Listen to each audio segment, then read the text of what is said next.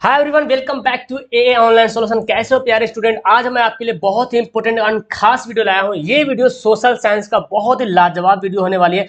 इस वीडियो में आपको मैं एकदम इंपॉर्टेंट सब्जेक्टिव क्वेश्चन बताने वाला हूं, लेकिन थोड़ा सा मूड बनाने के लिए थोड़ा सा ऑब्जेक्टिव क्वेश्चन लाया हूं। ज्यादा नहीं, 15-20 क्वेश्चन है, तो थोड़ा सा आप पावर में आ जाएंगे, थोड़ा सा क्या बोलते हैं, बॉडी में एनर्जी आएगा। उसके बाद ही करेंगे सब्जेक्टिव वीडियो का बहुत ही इंपॉर्टेंट एंड ऑब्जेक्टिव भी एकदम छाट छाट करके लाए आपके लिए। तो खैर दिक्कत नहीं कीजिए, पूरी वीडियो ध्यान से देखिए। और अगर सब्जेक्टिव क्वेश्चन आपको याद नहीं होगा तो आप जरूर उसको जाके याद कर लीजिएगा। तो चलिए शुरू करते हैं। आप यहाँ पे देखिए, सबसे पहले सवाल यहाँ पे देखिए, भारत में कहाँ महिलाओं के लिए आरक्षण व्यवस्था है? महिलाओं के लिए कहाँ आरक्षण की व्यवस्था है? तो महिलाओं के लिए जो आरक्षण की व्यवस्था वो कहाँ है? पंचायती राज व्यवस्था में, ठीक है ना।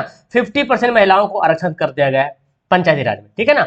आगे सवाल पढ़ते हैं, भारतीय रिजर्व बैंक की स्थापना कब हुई थी? तो इसकी स्थापना हुई थी 1935 को। पूरा डेट है 1 अप्रैल 1935 को आरबीआई की स्थापना हुई थी।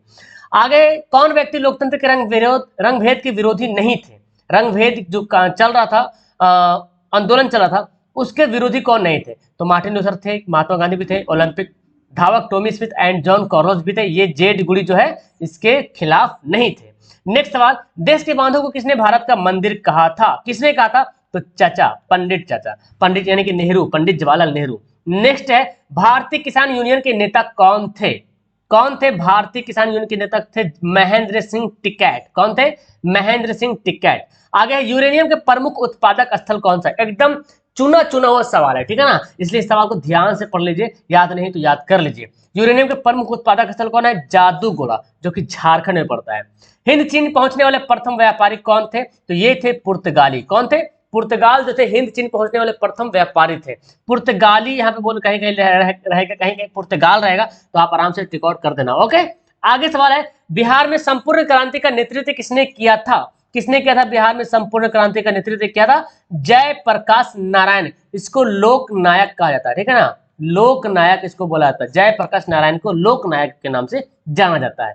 नेक्स्ट है, स्पिनिंग जेनी का आविष्कार कब हुआ? 1770 में इसका आविष्कार हुआ। तो आपके लिए होमवर्क है कि आज इसके आविष्कारक कौन है, इसके आविष्कारक कौन है, ये मुझे होमवर्क कमेंट करके बताना। नेक्स्ट पढ़ते हैं, कोयले का सर्वोत्तम प्रकार कौन सा? सबसे बेस्ट कोयला, सबसे अच्छा कोयला कौन है? वो है एंथ्रासाइट। सबसे अच्छा कोयला, सबसे गुड बेस्ट कोयला। गुटेनबर्ग ने सबसे पहले किस पुस्तक की छपाई की थी? तो गुटेनबर्ग ने सबसे पहले जो है बाइबिल पुस्तक की छपाई की थी, जो कि ईसाई धर्म के एक प्रमुख ग्रंथ माना जाता है, बाइबिल। नेक्स्ट क्वेश्चन है, भारत के किस राज्य में सौर ऊर्जा के विकास की सर्वाधिक संभावना है? सबसे ज्यादा संभावनाएं किस राज्य में? और वो है राजस्थान में, सबसे ज्यादा संभावनाएं हैं। और प्लस यहाँ पे सौर ऊर्जा के द्वारा बिजली उत्पादन भी किया जा रहा है, ठीक है, ऑप्शन सी। नेक्स्ट है, प्राथमिक ऊर्जा का उदाहरण कौन नहीं है? प्राथमिक ऊर्जा, कोयला आता है प्राथमिक ऊर्जा में, और पेट्रोलियम भी आता है प्राथमिक ऊर्जा में, प्राकृतिक गैस प्राथमिक ऊर्जा में। विद्युत ऊर्जा जो है वो द्वितीयक ऊर्जा में आता है, ठीक है ना, द्वितीयक ऊर्जा। तो एक बात यहाँ पे देख रहे, कोयला, पेट्रोलियम, प्राकृतिक गैस, जो नेचुरल चीज है, नेचुरल यहाँ पे है जो देख रहे हैं, वो सब जो है प्राथमिक में आ रहा, जो और जो मानव निर्मित है वो जो है द्वितीयक में आ रहा, ठीक है। आगे, भारतीय राष्ट्रीय कांग्रेस की स्थापना कब हुई थी? भारतीय राष्ट्रीय कांग्रेस की स्थापना हुई थी 1885 में। नेक्स्ट सवाल है, ग्राम कचहरी का प्रधान कौन होता है? बहुत ही ज्यादा इंपॉर्टेंट सवाल है। ग्राम कचहरी का प्रधान होता है सरपंच। कौन होता है? सरपंच जो है ग्राम कचहरी का प्रधान होता है। ये सवाल बहुत इंपॉर्टेंट है। रूस में कृषक दास प्रथा का अंत कब हुआ था? कब हुआ था रूस में कृषक दास प्रथा का अंत? है ना, दास मतलब दासी बना लेना वाला, है ना, तो कब हुआ था? 1861 में। आगे सवाल बढ़ते हैं, सेफ्टी लैंप का आविष्कार किसने किया था? सेफ्टी लैंप का आविष्कार किया था हम्फ्री डेवी ने। किसने किया था? हम्फ्री डेवी ने किया था सेफ्टी लैंप का आविष्कार। नेक्स्ट क्वेश्चन है, कुशेश्वर स्थान किस जिला में स्थित है? तो ये बहुत ही ज्यादा अच्छा सवाल है। ये है दरभंगा में। कुशेश्वर स्थान कहाँ है? दरभंगा में। आगे है, बाढ़ क्या है? तो बाढ़ एक प्राकृतिक आपदा है, ठीक है ना, नेचुरल कैलामिटी है, या नेचुरल डिजास्टर भी बोल सकते हैं इसका। एंड ये आखिरी सवाल होने वाला सब्जेक्टिव के लिए, भूकंप से पृथ्वी की सतह पर पहुंचने वाली सबसे पहली तरंग को किस नाम से जानते हैं? पी तरंग को। पी वेव जो है भूकंप, पी वेव ऐसी तरंग है जो जब भूकंप आता है तो सबसे पहले पी तरंग जो है शरीर पृथ्वी पर पहुंचता है, ठीक है ना। अब आपके लिए बहुत ज्यादा इंपॉर्टेंट, अगर आपका सब्जेक्टिव क्वेश्चन याद नहीं तो नोट डाउन कर लेना, ये मेरा फ्री वाला मशवरा है। सवाल यहाँ पे, आय का गरीबी के साथ संबंध क्या करे। ध्यान से मेरी बातों का अगर आप समझिएगा तो मैं तो 100% उम्मीद करूंगा कि आपको सवाल भी याद हो जाएगा। बस मेरी बात को ध्यान से समझना। देखिए, आय का गरीबी के साथ सीधा संबंध है। जाहिर सी बात है, गरीबी के साथ सीधा, अगर आय रहेगा तो अमीर हो जाइएगा, मतलब इनकम रहेगा तो अमीर होइएगा, नहीं तो फिर गरीब हो जाएगा। तो गरीब से सीधा संबंध है। यदि आय कम होगी तब गरीबी उतनी ही अधिक होगी, जीवन स्तर निम्न होगा और पूंजी का निर्माण भी नहीं हो पाएगा। आपके पास इनकम ही नहीं है, आप कमा ही नहीं रहे, इनकम कम है, तो गरीबी भी बढ़ते जाएगी, जीवन स्तर निम्न हो जाएगा, खान पान बहुत निम्न तरीके से होने लगेगा, पूंजी का निर्माण भी नहीं हो पाएगा। अशिक्षा और अज्ञानता के कारण गरीबी परिवार की अगली पीढ़ी गरीब रह जाती है। एक और यहाँ पे अशिक्षा, अगर आप अनपढ़ रहते हैं तो भी कहीं ना कहीं गरीब का कारण बनते हैं। अज्ञानता रहते हैं, यानी कि आपके पास नॉलेज नहीं रहता तो भी आप कहीं ना कहीं गरीब रहते हैं, और आपके आने वाली पीढ़ी भी गरीब ही हो जाता है। ठीक है ना। इसके साथ ही गरीबी गरीबी को जन्म देती है, इसीलिए बोला जाता है ना कि गरीबी गरीबी को ही जन्म देता है। आप गरीब रहेंगे तो आपके पीछे आने वाला औलाद भी गरीब रहेगा, तो आपको पहले कदम उठाना पड़ेगा, तब जाके आपकी जो नस्ल आएगी वो आपके से बेस्ट कर पाएगी। ठीक है ना। बिहार राज्य इसका उदाहरण है। गरीबी गरीबी राज्य माना जाता है बिहार राज्य को। राज्य में प्रति व्यक्ति आय कम होने के कारण गरीबी सर्वाधिक है। जाहिर सी बात है, प्रति व्यक्ति आय सबसे कम है बिहार की, तो गरीबी प्रति व्यक्ति आय से ही तो पता चलता है कौन सा राज्य कितना आगे जा रहा, कितना कम जा रहा है ना, या कितना कौन सा देश आगे जा रहा। तो एक व्यक्ति का आय कितना है उसी से पता चलता है कि राज्य गरीब है या अमीर है। ठीक है ना। अब इंग्लिश वाले बच्चे नोट डाउन करना। आगे है सहकारिता से आप क्या समझते हैं। अब समझते हैं। देखिए, सामान्य अर्थों में सहकारिता का अर्थ है एक साथ मिलजुल कर। सहकारिता का मतलब एक क्या बोलते हैं इसको, देखिए इंग्लिश में क्या बोला गया, हाँ कॉपरेट। और आपने सुना कॉपरेट करो मतलब हेल्प करो, मिलजुल कर काम करो। लेकिन अगर अर्थशास्त्र में देखा जाए परिभाषा, तो इसका ये आएगा कि सहकारिता वह संगठन है, एक क्या है, संगठन है जिसके द्वारा दो या दो से अधिक लोग व्यक्ति सुरक्षा पूर्वक मिलजुल कर समान स्तर पर आर्थिक हितों की वृद्धि करते। बात वही हो रहा ना, इसमें अर्थव्यवस्था में आर्थिक वाला काम करेगा, मतलब बोला दो या दो से अधिक आदमी मिल जाता है, स्वेच्छा पूर्वक अपने मर्जी से मिलजुल कर समान स्तर पर आर्थिक हितों में वृद्धि करता, मतलब इनकम बढ़ाने का जरिया पैदा करता है। इस प्रकार सहकारिता उस आर्थिक व्यवस्था को कहते हैं जिसमें मनुष्य किसी आर्थिक उद्देश्य की पूर्ति के लिए मिलजुल कर कार्य करता है। जैसे कोई बड़ा सा कोई फैक्ट्री खोलना है, उस फैक्ट्री से मुझे बहुत ज्यादा इनकम आना है ना। अब मेरे पास पैसा नहीं है तो हम पार्टनरशिप बन गए दूसरे के साथ, अब ये दोनों मिलकर क्या करेंगे, इनकम जनरेट करेंगे, तो वो कहलाएगा सहकारिता। यहाँ पे इंग्लिश वाला है, नोट डाउन इसका कर लेना। आगे बढ़ते हैं। सड़क परिवहन के कोई 4 गुण बताएं।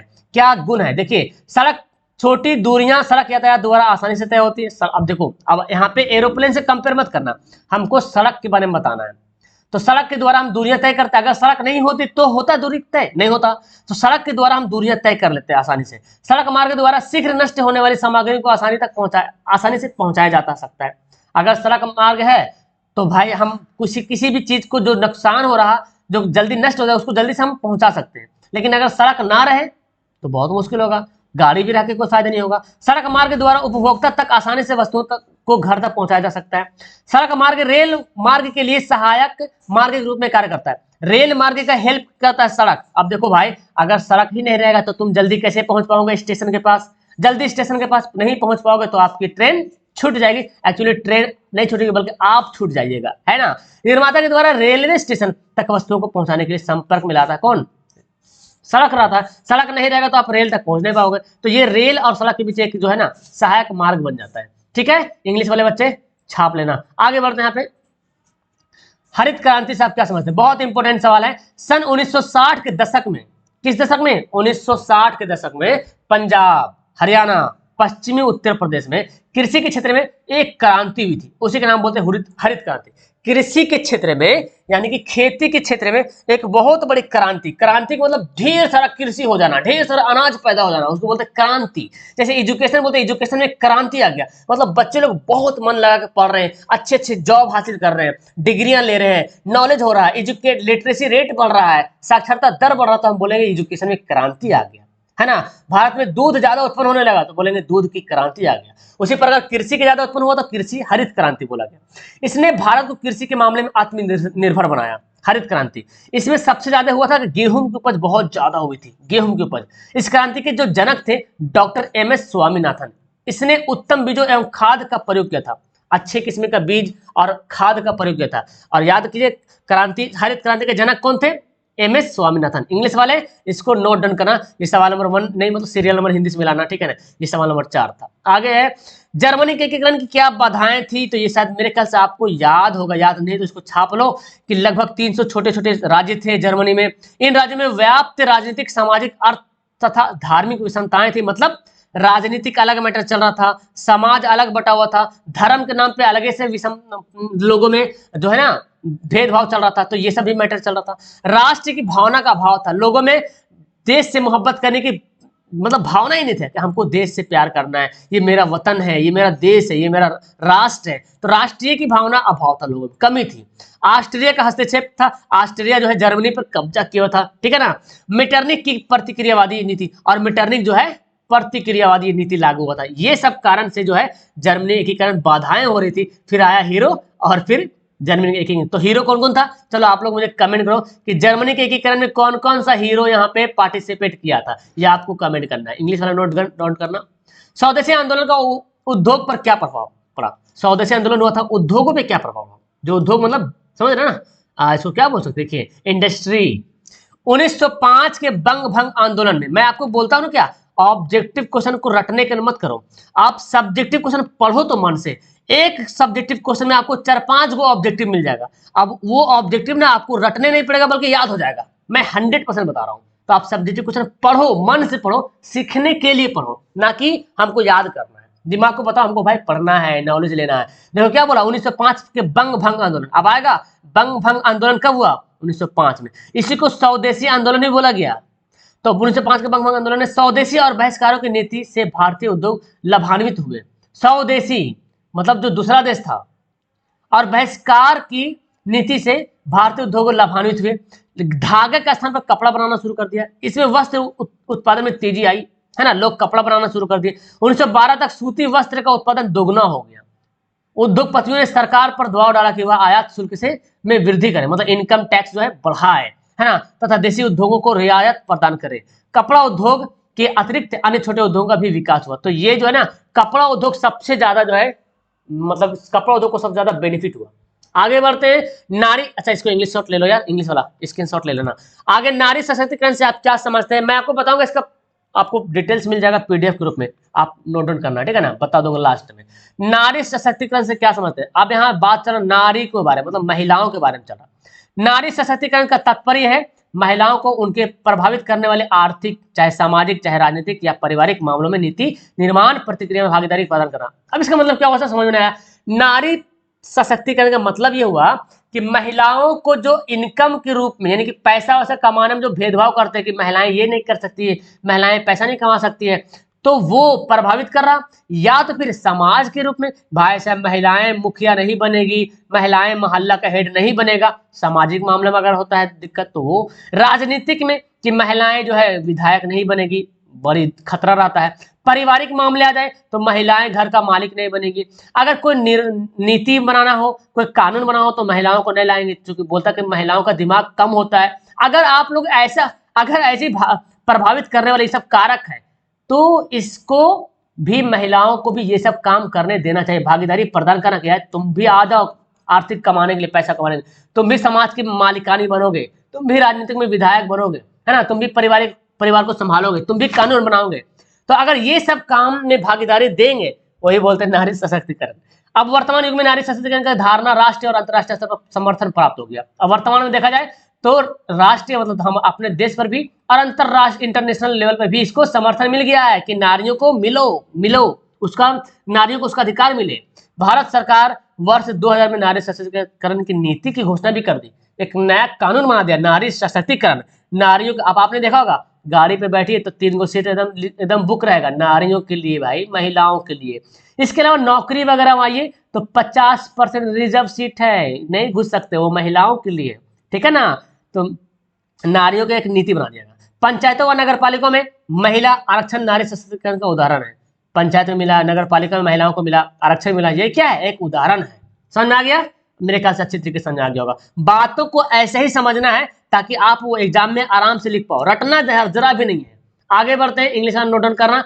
लोकतंत्र से आप क्या समझते हैं? बहुत अच्छा सवाल है। लोकतंत्र का अर्थ होता है जनता का शासन, यानी कि लोकतंत्र मतलब जनता का शासन, जनता शासन करेगा, जनता का शासन, शासन जो होगा जनता का होगा। अब देखिए जनता का शासन का मतलब सब जनता थोड़ी ना एक दूसरे पे शासन करने लगेगा, जनता के शासन मतलब जनता चुनेगा अपना नेता और बोलेगा जाओ भाई तुम कानून बनाने के लिए जाओ, है ना, ताकि हमारे मोहल्ले का, हमारे गांव का, हमारे क्षेत्र का, हमारे डिस्ट्रिक्ट का विकास हो।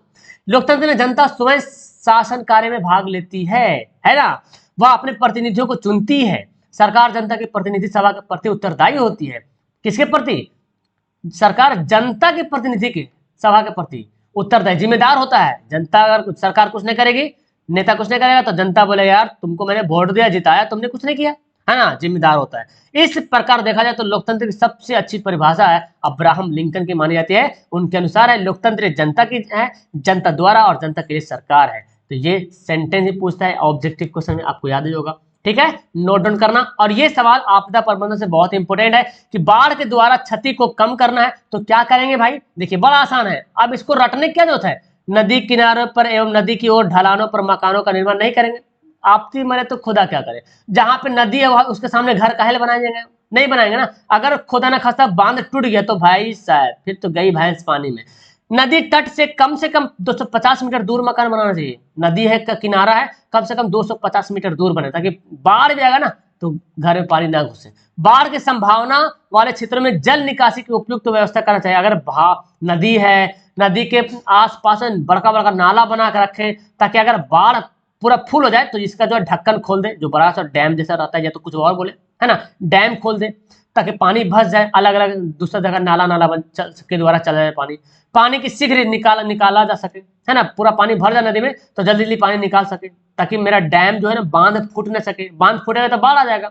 गांव अथवा बस्ती को बाढ़ का स्तर से ऊंची जगह पर बसना चाहिए। हाँ बिल्कुल, गांव हो या कोई जगह हो, अब तो जहां पे ऊंची जमीन है ना वहां पे बसनी चाहिए, क्योंकि पानी जो है नुकसान नहीं पहुंचाएगा, ठीक है। अब इंग्लिश वाले इसको नोट डाउन करना। और एक सवाल और है, भूकंप के प्रभाव को कम करने के लिए 2 उपाय। भूकंप आएगा भाई साहब, सर कैसे करेंगे, भूकंप के प्रभाव को कम कैसे करेंगे। भवनों को आयताकार होना चाहिए, ऑब्जेक्टिव में आता है भवन कैसा होना चाहिए, आयताकार होना चाहिए। नक्शा साधारण होना चाहिए, बड़का मतलब एकदम ऐसे मान लीजिए नक्शा साधारण, सिंपल सा नक्शा वो सबसे बेस्ट है, और आयताकार होना चाहिए, है ना। तो अगर आप ज्यादा डिजाइन वाला बनाएंगे तो गड़बड़ हो सकता है ना। लंबी दीवारों को सहारा देने के लिए ईंट पत्थर कंक्रीट की कालम होना चाहिए। कालम नहीं कलम होता, कालम जो हम लोग देते हैं ना, ये इसको क्या बोलते हैं, पिलर बोलते हैं इंग्लिश में, पिलर, है ना। कॉलम, इसको कॉलम बोला है, कॉलम होना चाहिए, पिलर होना चाहिए। और कैसा छड़ रहेगा, ईंट पत्थर तो जानते हैं आप लोग। तो ठीक है, अब आपको बता तो ये सब मिलेगा कहाँ सर। तो आपको सबसे पहले गूगल ओपन करना है अपने मोबाइल में, और गूगल ओपन करने के बाद यहाँ पे आए गूगल का आइकन आ जाएगा मोबाइल में, और वहाँ पे सर्च करेंगे AA ऑनलाइन सोल्यूशन official.com, ठीक है ना, AA ऑनलाइन सोल्यूशन official.com। देखिए ये वाला सर्च करेंगे, और जैसे ही सर्च करेंगे यहाँ पे आपको दिख जाएगा, ये वाला ओपन कर लेना है।